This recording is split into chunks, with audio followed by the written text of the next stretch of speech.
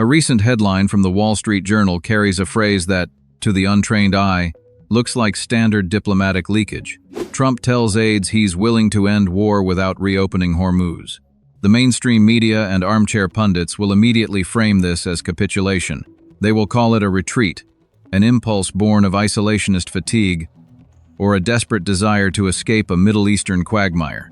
But the reality we are facing behind the curtain is far removed from what is packaged and sanitized on the front pages every morning. What we are witnessing is not a concession. It is a brutal recalibration of American grand strategy. For decades, Washington operated under an unquestionable assumption. American blood and treasure must be expended to keep global waterways open.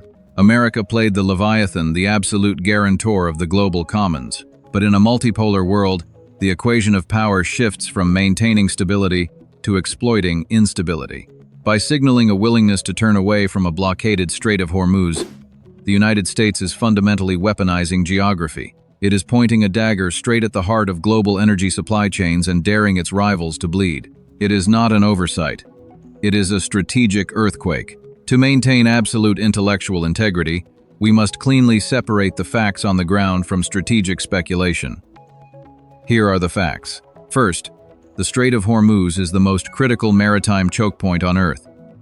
Historically, 20 to 30% of global daily oil consumption transits this narrow waterway. Second, the United States has completely transformed its energy profile. Driven by the shale revolution, America is no longer the desperate energy importer of the 1970s. It is a net exporter of crude oil and liquefied natural gas. Third, the primary beneficiaries of the free flow of oil from the Persian Gulf today are China, India, and the European industrial base. Now, we enter the realm of strategic speculation. If you are sitting in the Oval Office, operating through a purely transactional lens, why would you authorize a multi-trillion-dollar naval campaign? Why risk the lives of thousands of American sailors simply to secure an energy corridor that primarily fuels your greatest geopolitical rivals? Why fight a war to lower the production costs of nations actively competing against you? The cold, ruthless, and mathematically precise answer is this: you do not. When you possess domestic energy security, the disruption of global energy markets ceases to be a fatal vulnerability. Instead, it transforms into an asymmetric weapon. If Hormuz remains closed, Brent crude does not just spike. It shatters the industrial models of energy-starved, export-reliant nations. This creates an unsolvable economic equation for Beijing and Berlin. Factories shutter, supply chains collapse. Inflationary pressure tears through the social fabric of regimes that rely on continuous economic growth for political legitimacy. America will feel the sting of inflation, undeniably. Global markets are interconnected, but in the brutal calculus of great power competition, you do not need to be immune to the pain. You simply need the capacity to endure it longer than your enemy. America can survive. China cannot. That is not simply leverage.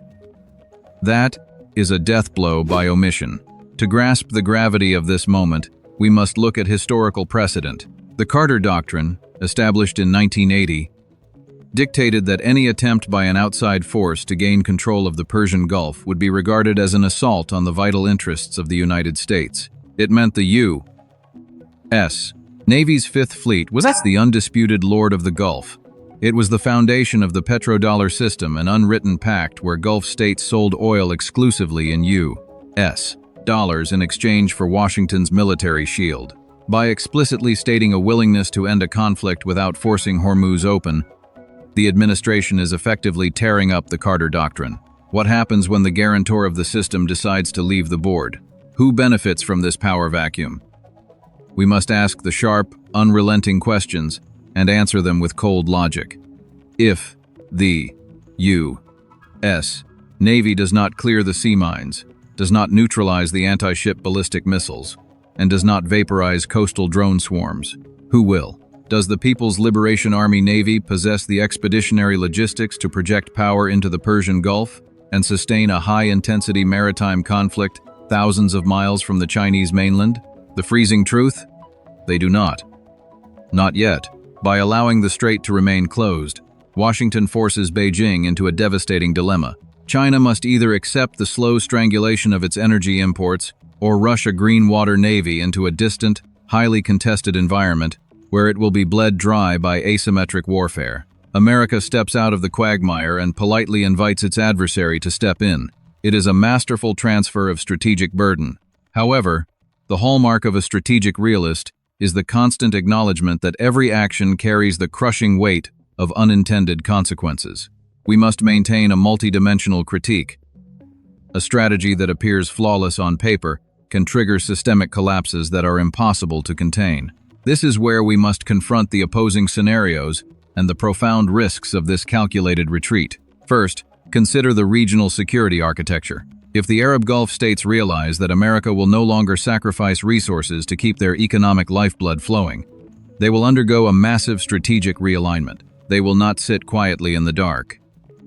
A closed Hormuz means the sovereign wealth funds of Saudi Arabia and the United Arab Emirates bleed to zero. If Washington abandons the strait, these nations will immediately seek alternative security guarantors, accelerating the multipolar fracturing of the globe. They will deepen defense ties with Russia and China. More dangerously, facing an emboldened adversary who holds a permanent veto over their economic survival, nations like Saudi Arabia will inevitably conclude that the only guarantee of sovereignty is a nuclear weapon. A closed Hormuz today is a nuclearized Middle East tomorrow. Second, we must examine the financial bedrock of American power: the hegemony of the U.S. dollar. The petrodollar system relies on the physical exchange of oil. If oil cannot leave the Gulf, it cannot be traded. If it is not traded, the global demand for U.S. dollars structurally declines. While the U.S. might win the immediate geopolitical game of starving its rivals of energy, it risks accelerating the de-dollarization of the global economy. As nations are forced to find alternative overland energy routes, perhaps integrating deeper into Eurasia via Russian pipelines or Central Asian corridors, they will build alternative financial clearing mechanisms to match.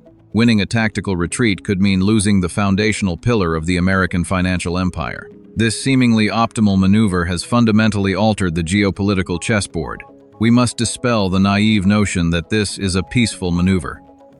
The phrase "willing to end the war" is inherently seductive to a public exhausted by conflict. The administration can accurately claim they are stopping the troop deployments, ending endless wars, and bringing the ships home. It is a perfectly engineered political message. But do not confuse the absence of American troops with the presence of peace.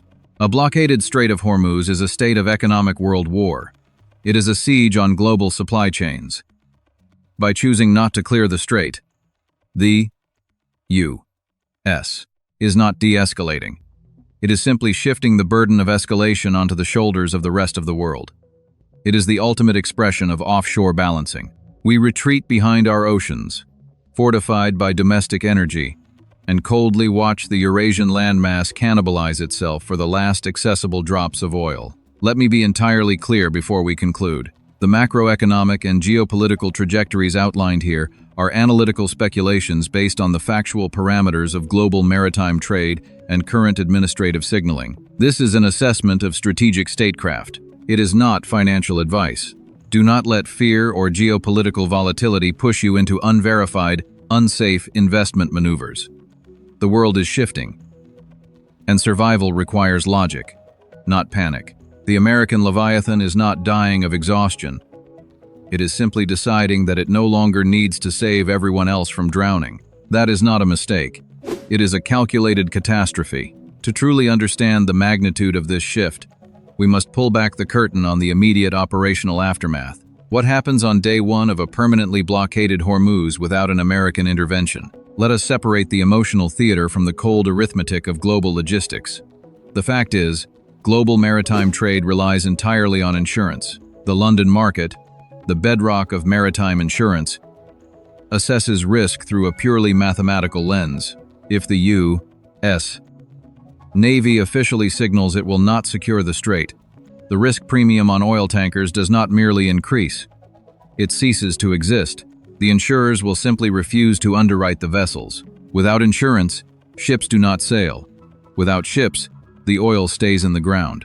That is not an economic downturn. That is the instantaneous paralysis of the modern industrial engine. Now, we transition into strategic speculation regarding the actors left behind. Look at Tehran. On the surface, an American withdrawal looks like a generational victory for Iran. The narrative sold to the public is that they have outlasted the Great Satan.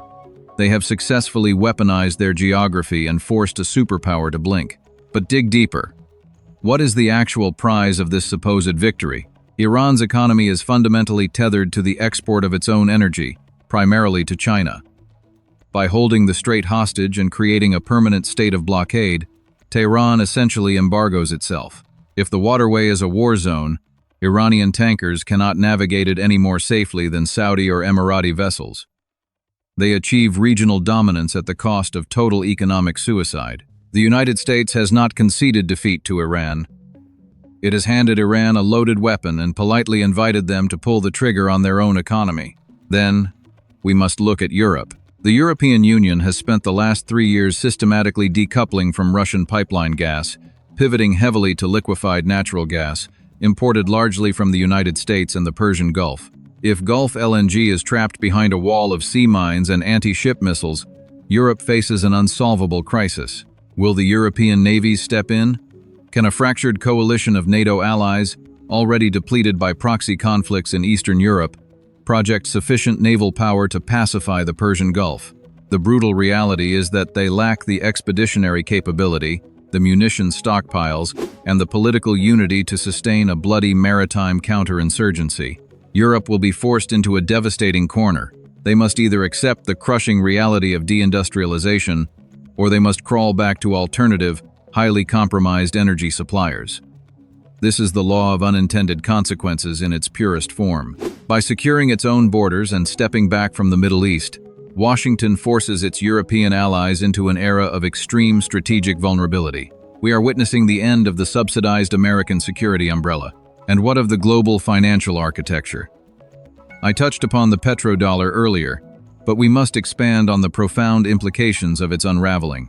If the traditional mechanisms of energy trade break down, the multipolar world will aggressively accelerate the creation of parallel financial systems. We are already seeing the BRICS nations establishing non-dollar clearinghouses.